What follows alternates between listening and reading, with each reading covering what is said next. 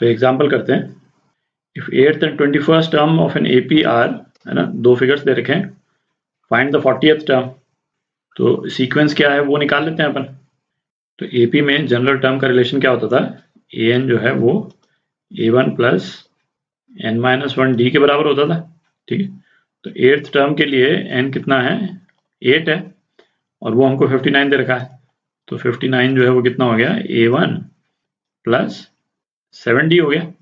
तो एक इक्वेशन ये आ गई। अच्छा, और 21st टर्म के लिए n कितना है, n 21 है।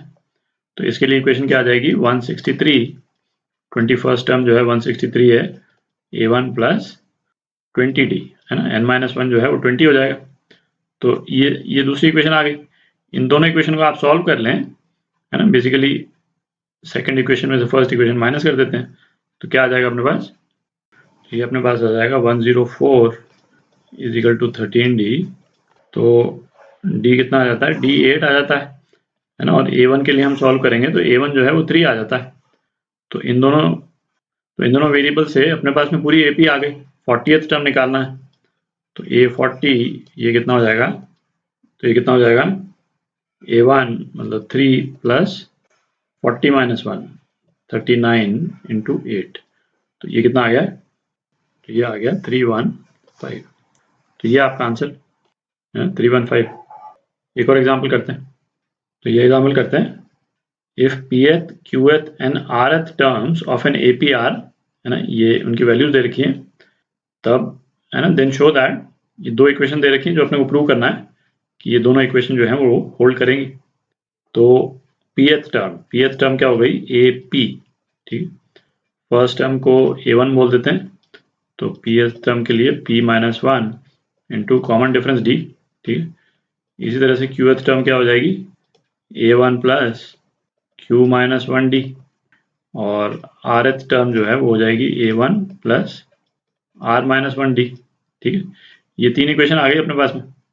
अब पहला इक्वेशन देखते हैं। इसमें पहले इक्वेशन में ये q minus R, R minus P, P minus Q, इस तरह की ये सर्कुलर टर्म्स आ रही हैं। बेसिकली सर्कुलर इसलिए बोल रहे हैं क्योंकि इनका जो सब्ट्रैक्शन हो रहा है वो सर्कुलर फॉर्म में हो रहा है, पी, क्यू और आर। ये आप देखिएगा ना, ये कई बार इस तरह का जो चीज़ है ना वो रिपीट होगी अलग अलग टॉपिक्स में। तो आपको ये देखते ही ना ये फैमिलियर लगना चाहिए। तो ये वाली जो टर्म्स हैं ये अपन निकाल लेते हैं। pth टर्म कितना दे रखा है, ए दे रखा है, ये बी दे रखा है और ये सी दे रखा है ना। तो फर्स्ट को ये फर्स्ट इक्वेशन बोल देते हैं, इसको सेकेंड और इसको थर्ड बोल देते हैं, है ना। 1 माइनस 2 करेंगे तो क्या आ जाएगा, ये A1 कैंसिल हो जाएगा, तो ये केवल P माइनस क्यू डी, ये कितने के बराबर आ जाएगा, A माइनस बी के बराबर आ जाएगा। और फिर सेकंड में से थर्ड माइनस कर देंगे तो क्या आ जाएगा, Q माइनस आर डी, ये B माइनस सी के बराबर हो जाएगा। और तीसरा जो है वो थर्ड में से 1 माइनस कर रहे हैं अपन, तो R माइनस पी डी, ये कितना हो जाएगा, C माइनस ए के बराबर हो जाएगा, ठीक है। अच्छा, तो अब इनकी वैल्यूज जो हैं वो इसमें डाल देते हैं, है ना। ये जो अपने को प्रूव करनी है, तो ये वाली वैल्यूज जो हैं इस पहले वाली इक्वेशन में डाल देते हैं। P माइनस क्यू की वैल्यू, Q माइनस आर की वैल्यू और R माइनस पी की वैल्यू डाल देते हैं। तो क्या आ जाएगा, A into Q minus R, Q minus R क्या है, B minus C upon D है, plus B into R minus P है आपका C minus A upon D, plus P minus Q. तो C into P minus Q जो है आपका A minus B upon D, ठीक है। ये हो गया।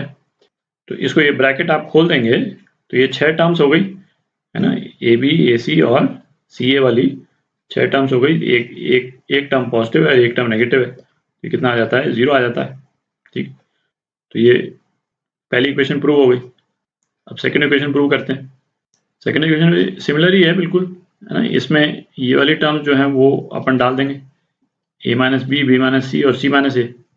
तो ए माइनस बी की वैल्यू डालें अपन, तो क्या है, P minus Q into D, और ये आर है, ठीक है, प्लस बी माइनस सी क्या हुआ, Q minus R D into P, plus C minus A कितना है, R minus P D into Q, ठीक है। तो ये लेफ्ट हैंड साइड वाली टर्म है, तो इसको अपन ब्रैकेट खोल देंगे डी को कॉमन लेकर के, तो ये 0 ही आ जाएगा, दिख ही रहा है ना। तो मैं कर नहीं रहा हूँ, आप इसको ब्रैकेट खोल करके ऐड कर दीजिएगा तो 0 आ जाएगा। वही अपने को प्रूव करना है ना। तो प्रूव हो गए दोनों के दोनों। एक एग्जाम्पल और करते हैं, तो ये वाला एग्जाम्पल करते हैं। Find the number of common terms in 2 APs. 2 APs दे रखे हैं, इनको लिखते हैं एक बार जरा। सो पहली है 2, 7, 12, 17 और ये जा रही है अपनी 497 तक जा रही है। अच्छा, ये जगह मैंने खाली छोड़ दी क्योंकि यहाँ पे अभी टर्म्स लिखेंगे कुछ अपन। सेकेंड टर्म लिखते हैं 3, 11, 19, 27 और ये कहाँ तक जा रही है 795 तक जा रही है। ठीक है, कॉमन टर्म्स निकालनी है अपने को। तो इसमें है ना, एक तो ये देखें कॉमन डिफरेंस जो है इस पहले वाले इसका कॉमन डिफरेंस जो है वो कितना है 5 है पहले वाली एपी का, और दूसरी वाली एपी का कॉमन डिफरेंस जो है वो 8 है। ठीक है, इसमें जो फर्स्ट टर्म जो कॉमन आएगी वो कौन सी आएगी, है ना। ऊपर वाला इसको यदि हम ये कर दें तो अगली टर्म इसमें हो गई 22 और उसके बाद वाली टर्म क्या आ गई 27। ठीक है, तो जो पहली कॉमन टर्म है दोनों में वो ये है। ठीक, अच्छा दूसरी कॉमन टर्म जो है वो कौन सी होगी, तो जो पहली वाली एपी है वो 5-5 के डिफरेंस से ऐड होती हुई चली जा रही और दूसरी वाली एपी जो है वो 8 के डिफरेंस से ऐड हो रही है। इसमें कोई भी मल्टीपल कॉमन नहीं है, तो इनका जो डी है उसका जो एलसीएम होगा, एलसीएम कितना है ना, LCM of D1 and D2, ये इन दोनों का ये एलसीएम जो है वो कितना हो जाएगा, इस केस में तो सीधा मल्टीप्लिकेशन ही हो जाएगा। तो ये 40 के डिफरेंस से वो नंबर फिर रिपीट होगा। तो जो नेक्स्ट कॉमन टर्म जो होगी है ना, ये 5-5 करके ऐड होती जाएगी और जब 40 ऐड हो जाएगा है ना, जो ऊपर वाले एपी में भी आएगा वो वाला टर्म, तो 40 ऐड हो जाएगा तो ये क्या हो जाएगा, नेक्स्ट टर्म इसकी 67 हो जाएगी। और इसमें भी है ना, इसमें 8-8 से ऐड हो रहा है, 8-8 से ऐड होकर के कहीं पे कुछ पहले तो कुछ टर्म्स आएंगी और उसके बाद में नेक्स्ट कॉमन टर्म जो है वो 67 आएगी। बेसिकली कॉमन डिफरेंस जो है वो इस नई वाली एपी कौन सी हुई, कॉमन टर्म्स वाली, है ना। तो कॉमन टर्म्स वाली एपी जो है मैं इसमें यहाँ लिख देता हूँ कॉमन टर्म एपी, है ना। इसका फर्स्ट टर्म तो 27 ही हो गई।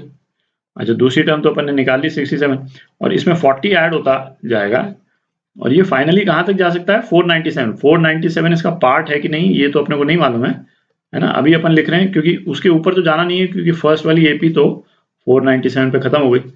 अपने को बस केवल ये पता करना है कि इसमें टोटल नंबर ऑफ ये वाले टर्म्स कितने आएंगे। ठीक है, तो उसको निकाल लेते हैं अपन, एन की वैल्यू निकाल लेते हैं, है ना। होल नंबर आ गई तो ठीक है, और होल नंबर नहीं आए तो 497 पहुंचने के लिए एन की कितनी वैल्यू लगेगी उसको देख लेते हैं अपन। तो इसका जो जनरल टर्म है वो क्या हो जाएगा, ये कॉमन टर्म वाली एपी का जो जनरल टर्म है वो हो जाएगा 27 प्लस n-1 इंटू 40 हो जाएगा। ठीक है, अच्छा इसको अपन इक्वेट कर देते हैं 497 से इक्वेट कर देते हैं। हमको केवल n की वैल्यू देखनी है ना, होल नंबर में हो सकता है ना भी आए। ठीक है, फ्रैक्शन में आएगा तो अपन वो फ्रैक्शन वाला पोर्शन हटा करके और जो n की वैल्यू होगी उसको ले लेंगे अपन। ठीक है, तो इसको जब अपन सॉल्व करते हैं तो n-1 की क्या वैल्यू आ जाती है, n-1 की वैल्यू आ जाती है 11.75, तो n की वैल्यू जो है वो 12.75। इसका मतलब जो 40 के कॉमन डिफरेंस से जो टर्म आएगी तो वो लास्ट वाली टर्म 497 के पहले जो 12th टर्म है, आप देख रहे हैं 12th टर्म जो है 497 के पहले होगी और 13th टर्म जो है वो 497 के बाद में होगी।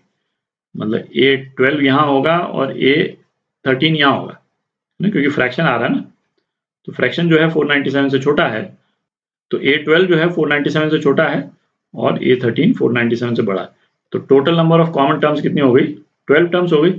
ठीक है, A12 तो 12 टर्म्स। ठीक है, तो ये आपका आंसर